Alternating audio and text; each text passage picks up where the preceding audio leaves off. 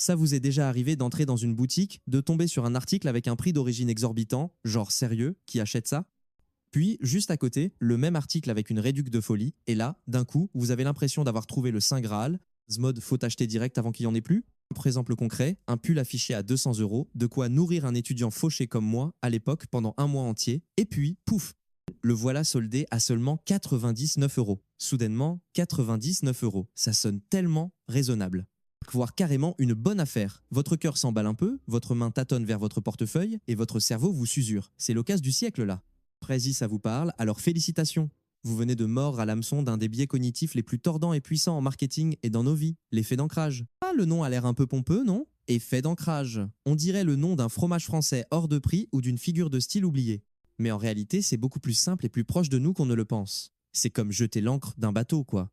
Une fois que l'ancre est posée quelque part, votre navire va flotter autour de ce point, difficile de s'en éloigner vraiment. Et en psychologie, cette ancre, c'est la toute première information que notre cerveau gobe quand il doit prendre une décision ou évaluer un truc.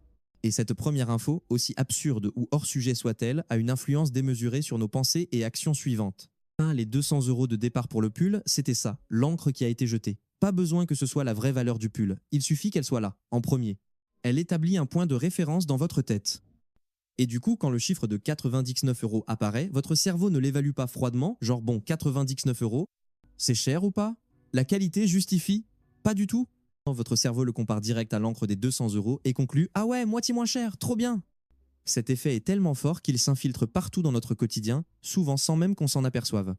L'exemple roi, ce sont les promos. Vous êtes au supermarché, vous voyez un shampoing prix avant, 8 €, prix maintenant, 5,90 €. Il peut être que sa vraie valeur tourne autour de 5,50 € et que le magasin a toujours eu l'intention de le vendre à 5,90 €. Mais en balançant le 8 € comme appât, comme encre, ça vous donne l'impression que 5,90 € est une affaire immanquable. De la sensation d'économiser 2,10 €, c'est quand même plus jouissif que de juste acheter un shampoing à 5,90 €. Avouez, non? C'est votre psyché kiffe gagner plus que simplement acheter. Ou prenez les négociations salariales. Celui qui dégaine le premier chiffre a souvent l'avantage. Si vous êtes en entretien et qu'on vous demande vos prétentions, vous balancez un chiffre un peu au-dessus, mais pas non plus complètement lunaire, hein? Ce chiffre devient l'encre pour toute la discussion qui suit. Tout à l'inverse, si l'employeur commence par proposer un chiffre bas, ça va immanquablement tirer vos propres attentes vers le bas, près de ce niveau.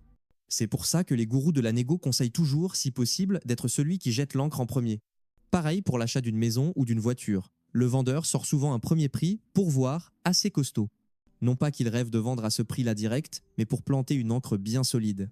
Après ça, même si vous arrivez à gratter un peu à la baisse, vous aurez l'impression d'avoir gagné la bataille, alors qu'en réalité, vous payez peu, être encore plus que la valeur réelle ou que le prix que le vendeur était vraiment prêt à accepter. Même dans des situations qui n'ont rien à voir avec le fric, tenez, essayez cette petite expérience. Je vous demande, à votre avis, le peintre Picasso est mort vers quel âge? Plutôt avant ou après 90 ans? Maintenant, je demande à quelqu'un d'autre, à votre avis, le peintre Picasso est mort vers quel âge? Plutôt avant ou après 50 ans? Il y a de très fortes chances que la première personne donne une estimation plus proche de 90, tandis que la seconde donnera une estimation plus proche de 50. Tout ça parce que les chiffres 90 et 50 ont été ancrés dans leur tête juste avant qu'ils ne fassent leur propre estimation. Pour la petite histoire, Picasso est mort à 91 ans. L'encre à 90 était plutôt bien visée, non? Mais pourquoi notre cerveau se laisse-t-il ancrer aussi facilement? Il y a quelques pistes. D'une, notre cerveau est, disons-le, un peu flemmard sur les bords. Il cherche constamment des raccourcis pour économiser de l'énergie. Face à une décision tordue, ou quand on manque d'infos, s'accrocher à la première donnée dispo comme point de repère, c'est un moyen rapide et efficace de gérer le truc. Ok, j'ai ce chiffre, je pars de là. De deux, on a une fâcheuse tendance à chercher des preuves qui confirment cette encre initiale, le fameux biais de confirmation. Si vous voyez le prix de 200 €, vous allez être, sans vous en rendre compte, chercher des raisons de croire que ce pull vaut vraiment cher, la matière a l'air top. La coupe est stylée. Du coup, quand vous voyez le prix de 99 €, ça ne fait que renforcer votre conviction que c'est l'affaire du siècle. Ça ne vous rappelle pas l'ambiance des brocantes ou des marchés aux puces ici en France? Les vendeurs qui annoncent un prix de départ souvent un peu gonflé?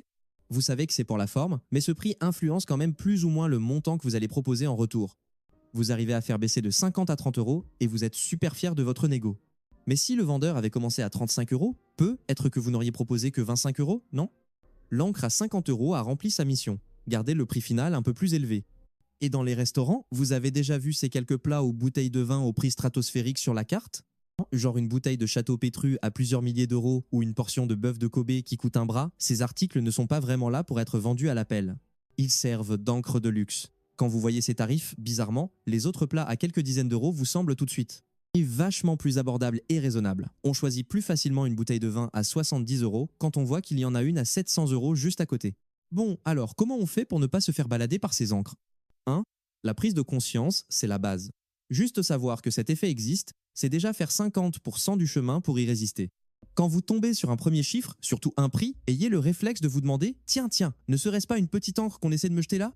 2. Cherchez activement vos propres infos et points de comparaison. Avant un achat important, faites vos devoirs. Regardez les prix ailleurs. Comparez les produits similaires.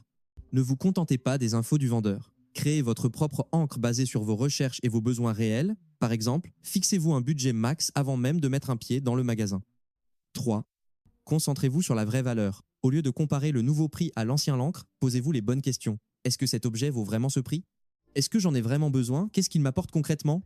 Évaluer le produit pour ce qu'il est, pas pour le rabais, peut être bidon, affiché. 4. En égo, blindez votre préparation. Sachez exactement ce que vous valez pour un salaire ou quelles sont vos limites pour un achat, vente. Si l'occasion se présente, soyez le premier à poser un chiffre sur la table, un chiffre à votre avantage, mais qui reste crédible pour lancer la discussion. Si c'est l'autre qui jette l'encre en premier, ne réagissez pas à chaud. Prenez le temps d'analyser, sortez vos arguments et proposez votre chiffre, celui que vous aviez préparé. L'effet d'ancrage, ce n'est pas le diable, c'est juste une façon naturelle dont notre cerveau fonctionne. Les pros du marketing et les vendeurs le savent très bien et s'en servent, parfois un peu trop à notre goût. Mais quand on comprend le mécanisme, on peut devenir des consommateurs plus malins, des négociateurs plus futés et prendre des décisions plus judicieuses. C'est un peu comme connaître le truc d'un tour de magie. On peut toujours kiffer le spectacle, mais on se fait plus totalement berner. Voilà. La prochaine fois qu'un premier chiffre vous sautera aux yeux, que ce soit le prix d'un sac, une estimation de délai pour un projet, ou même le nombre moyen de croissants qu'un Français engloutit par semaine, j'imagine que ça doit faire beaucoup. Arrêtez-vous une seconde. Demandez-vous où est-ce que cette encre essaie de m'emmener au juste. Allez, petite question bonus pour finir. Vous vous souvenez de la dernière fois où vous vous êtes fait avoir par l'effet d'encre? C'était quoi, cette fameuse encre? Racontez-nous vos expériences traumatisantes ou marrantes dans les commentaires. On trouvera peu être du réconfort collectif parmi les autres victimes. Merci d'avoir suivi. On se retrouve dans une prochaine vidéo pour continuer à explorer les drôles de méandres de notre esprit. Salut!